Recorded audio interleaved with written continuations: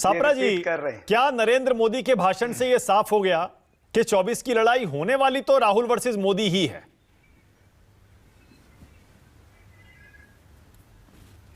बिल्कुल, ये 24 की लड़ाई जो है वो निश्चित रूप से राहुल गांधी जी वर्सेस नरेंद्र मोदी होगी, ये आज स्पष्ट हो गया है।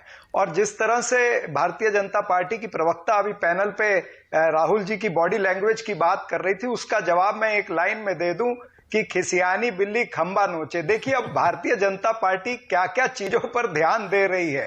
पहले ये नजरअंदाज करते थे राहुल गांधी जी को, अब देखिए ये उनकी बॉडी लैंग्वेज पर भी ध्यान लेने लगे हैं। जहां तक नरेंद्र मोदी जी के वक्तव्य की बात है, उस पर मैंने ध्यान से देखा कि, और मैं ये कहना चाहूंगा कि जब देश का प्रधानमंत्री पेपर से पढ़ करके चुटकुले बोलने लगे और पुरानी सरकारों का मजाक उड़ाने लगे, तो निश्चित रूप से यह दर्शाता है कि वो अपनी कमियों पर पर्दा डालने का प्रयास कर रहे हैं। आमतौर पर क्या होता है, जब देश के प्रधानमंत्री बोलते हैं, जो सम्मानीय दूसरे सदस्य जिन्होंने कोई पॉइंट रेज किए होते हैं उसको पकड़ पकड़ करके बोलते हैं। लेकिन जितने पॉइंट रेज किए थे विपक्ष ने, वो चाहे महंगाई का विषय हो, चाहे बेरोजगारी का विषय हो, इस पर देश के प्रधानमंत्री कुछ नहीं बोले कि महंगाई किस तरह से कम होगी, पेट्रोल डीजल का दाम किस तरह से वो कम करेंगे।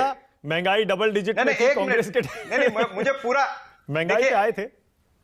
मानक जी मुझे पूरा बोलने दीजिए। आपने किसी भी पैनलिस्ट को टोका नहीं, आप मुझे टोक रहे हैं। बोलिए, वो तथ्यात्मक था, इसीलिए मैंने उन्होंने ना तो महंगाई के ऊपर नहीं मैंने ना ये आप दूसरे को भी बोल सकते थे ऐसी बातें। हाँ। ना तो महंगाई के ऊपर जिस तरह का उत्तर चाहिए था वो उत्तर जनता को नहीं मिला है, ना बेरोजगारी पर जो उत्तर चाहिए था वो मिला है कि बेरोजगारी जो 8.5% हो गई है, या जो शहरों के अंदर 10% क्रॉस कर गई है।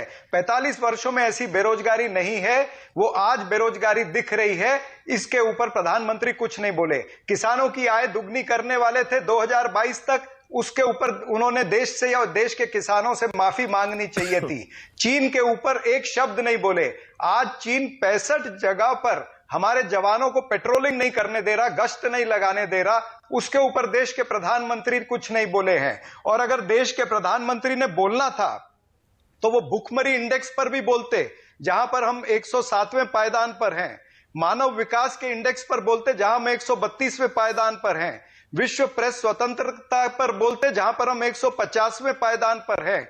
सतत विकास इंडेक्स जो है 121वें पायदान पर है। वैश्विक शांति इंडेक्स जो है उस पर 135वें स्थान पर है। खाद्य सुरक्षा जो है उसके इंडेक्स पर हम 68 यानी 68वें स्थान पर हैं। और इसमें से बहुत से स्थान ऐसे जहां पर हम छोटे देश यानी पाकिस्तान और बांग्लादेश से भी नीचे हम लोग नजर आते हैं। तो ये देश की परिस्थिति, और जैसे आशुतोष जी बोल रहे थे कि जिस देश के अंदर 80-82 करोड़ जनता को सरकार से अनाज लेकर के खाना पड़े, और दूसरी तरफ एक उद्योगपति जो है वो 4 साल के अंदर विश्व का दूसरे नंबर का अमीर आदमी बन जाता है, तो